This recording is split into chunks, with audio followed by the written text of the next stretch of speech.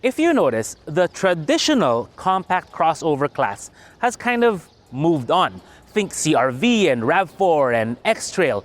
All of these vehicles much bigger and much more premium in price, creating kind of a void where they used to be. Well, with the Tiggo 8 Pro, Chery aims to fill that vacuum.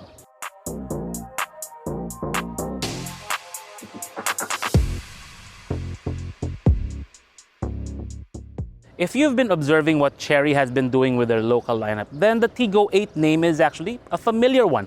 It's their top-of-the-line model. This one is the Tiggo 8 Pro, which is kind of the top of the line of the top of the line. It's the most expensive Chery in the local lineup. But even then, it actually follows what Chery has been doing as of late, because they want to offer something bigger, something better equipped, looks better, but for the price of something smaller. So just to get it out of the way, this one retails for just under 1.65 million. Now for that kind of money, you would normally find things like a top spec subcompact crossover or a pickup truck in top spec trim. But this one, well, it's got a lot going for it, because for one, it's almost the size of something like a mid-size SUV. It doesn't have the width, but it has the length. Now, what that gives you is that it has an extra row of seats inside and a luxurious interior. That is what Chery is going for with the Tiggo 8 Pro. So now let's take you around some of the details going on with the vehicle. Again, you look at the front, it is quite blingy if you're into that kind of thing. The new Chery logo actually looks quite good compared to what it was before. And it has all these chrome dots going on with this grille. It's actually quite interesting. But you look at the front, it is very premium the way they wanted to treat the design of the vehicle, including the headlights. If you notice, it has these nice LED strips there that kind of remind us of the ones from Jaguar, which is also interesting because over in China, Jaguar is their partner for their joint venture in that market. From this angle, let me show you what I mean. Now, when you look at the details of the vehicle, it is very crossover. The black cladding, the 18-inch wheels, which by the way look really good with that two-tone finish. The cladding there, under there, the bit of chrome here. But make no mistake, it's not really made for ground clearance, for off-roading of any kind. So if you look, the ground clearance isn't really that much, but it does make getting in and out, especially for the elderly or for children, a lot easier. But the difference is really with the length of the vehicle, because from the front up to around here, it's like any other normal vehicle. If anything, actually, it has a really wide rear door, which is kind of cool. It's typical of a lot of Chinese models. They like to go for a stretch wheelbase, so you have more legroom here in the middle. But when you look at this part, it's actually a bit more extended than a lot of its fellow crossovers in the smaller class, because this is actually quite long. It gives you extra space to put a rear seat. So 2 can sit in the front, 3 in the middle, and 2 more in the very back, because it's a 7-seat crossover. From the back, there are a few things we can talk about with the Tiggo 8 Pro. I mean, it has a nice rear end, Chery spelled out there, LED combination lights there, Tiggo 8 Pro with the Pro done in red, which is nice. Same with the 290T badge over there.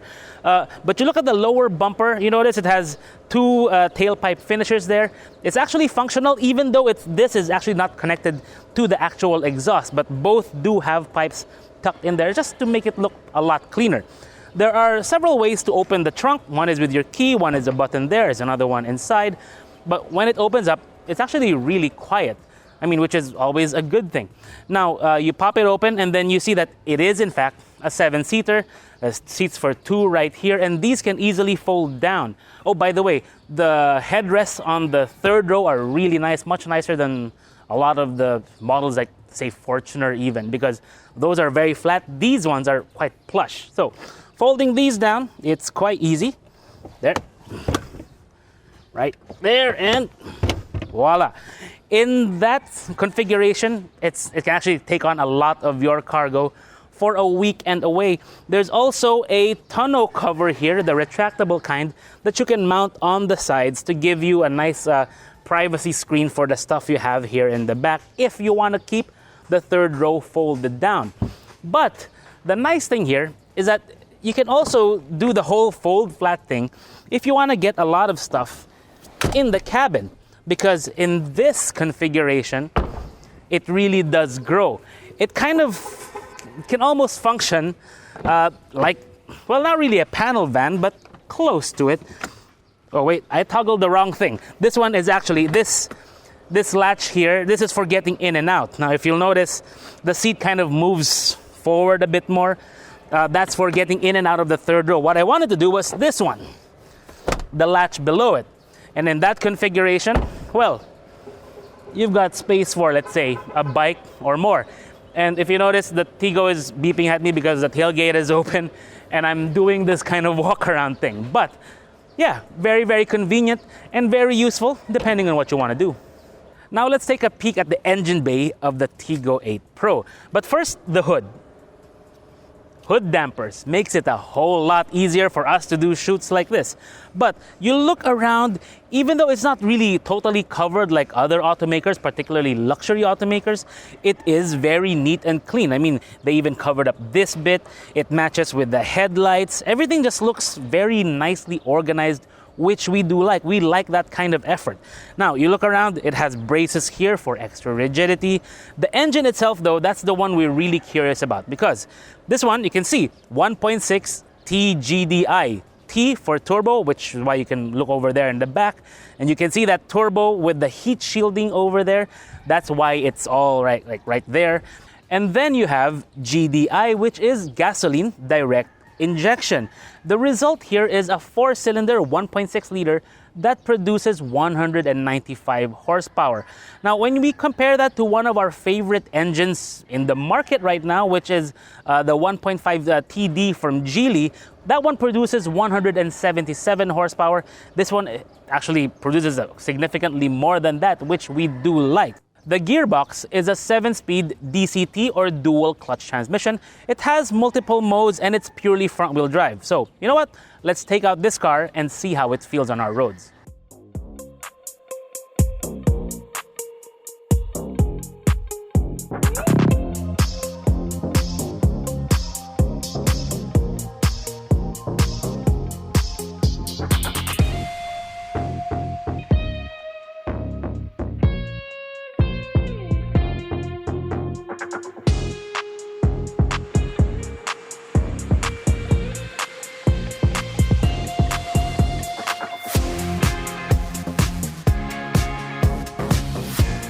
So far, I've actually been enjoying my time in the Tiggo 8 Pro.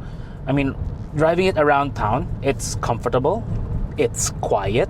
I mean, it's fairly efficient. So far in the city, I've been getting just over 8 kilometers per liter. That may not seem like much, but it's actually quite good considering this is a 7-seater and most of the time we've had a few people in the car. And on the highway, it actually varies quite a bit because on the Skyway 3, I was driving it at just the steady 60. It was doing around 18 kilometers per liter. On the expressways, we were doing around 12 to almost 13. So it's actually fairly good considering what it's supposed to be. But more than anything, I'm enjoying how comfortable the ride is. I mean, we were on EDSA. We are still on EDSA now, and we're about to enter the Cloverleaf. So it can seem bumpy in most cars, but in this one, yeah, it's taking it like a champ.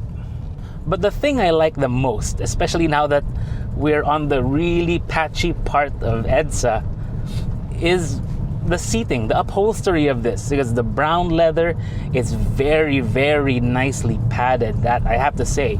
I mean, you sit here, it's really good. The steering wheel is really good. Actually, anything I touch is really good. Yes, they really practiced the art of working on touch points with the Tiggo 8 Pro.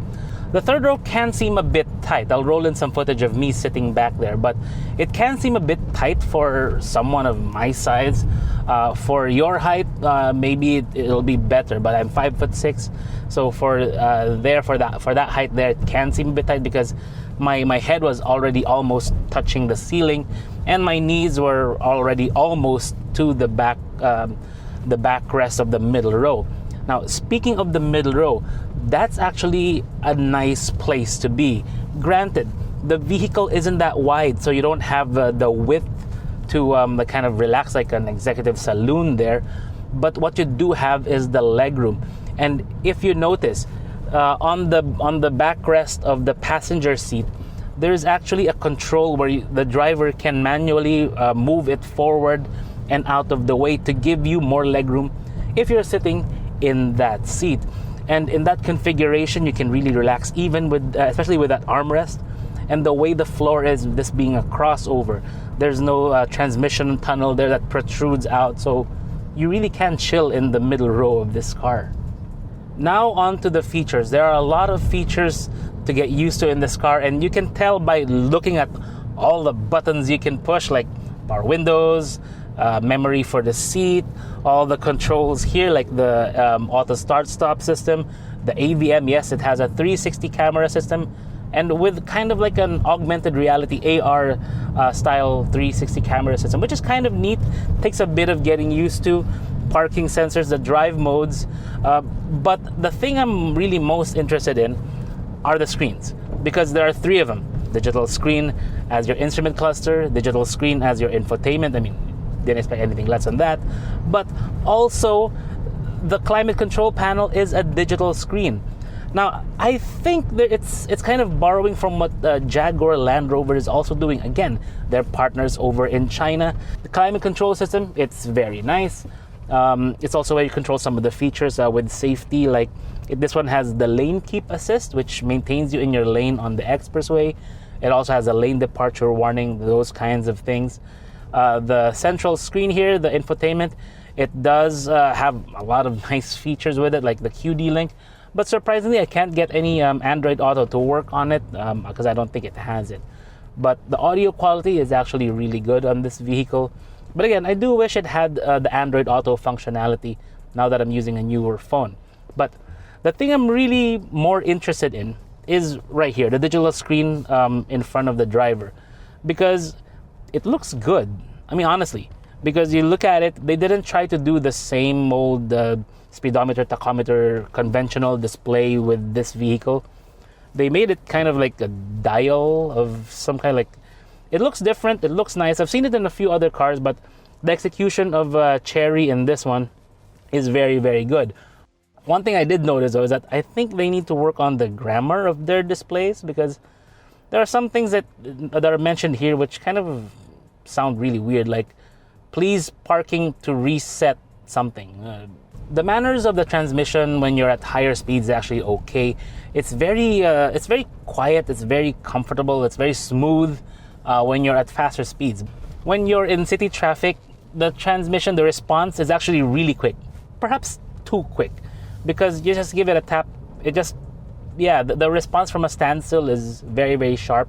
I think they can tone it down with, I think, the throttle control unit of this to make it a bit smoother, because the lurch, the initial lurch when you're coming from a standstill is very profound.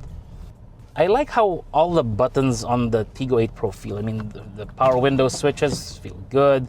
The switches on the steering wheel feel good. The paddles feel really good.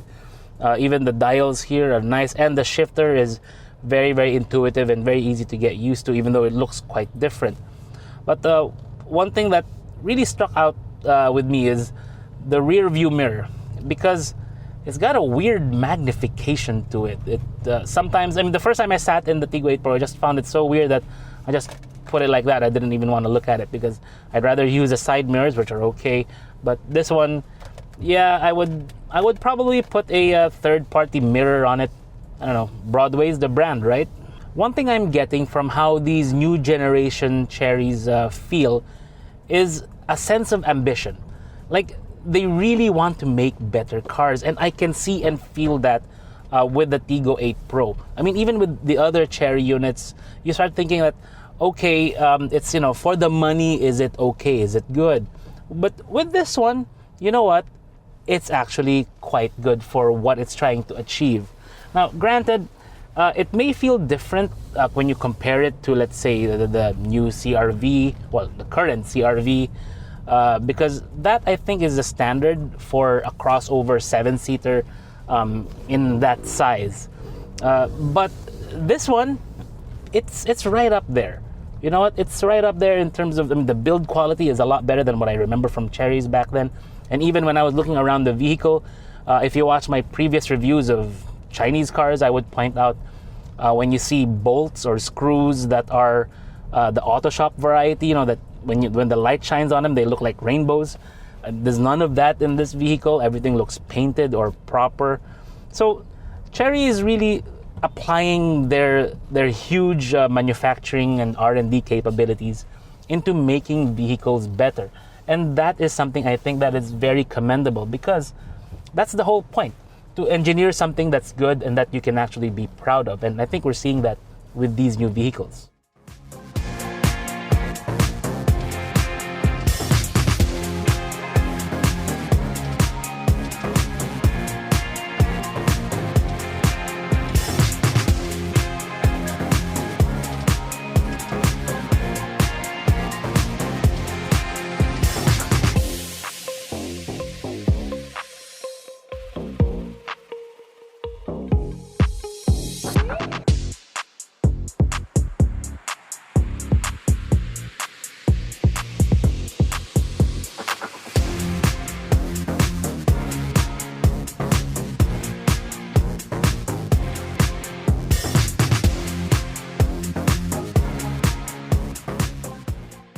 For the money, the Chery Tiggo 8 Pro is actually a very attractive offering in the Philippine market. And why wouldn't it be? Because for 1,648,000, it's a good buy, and it's backed up by a really, really, really long warranty.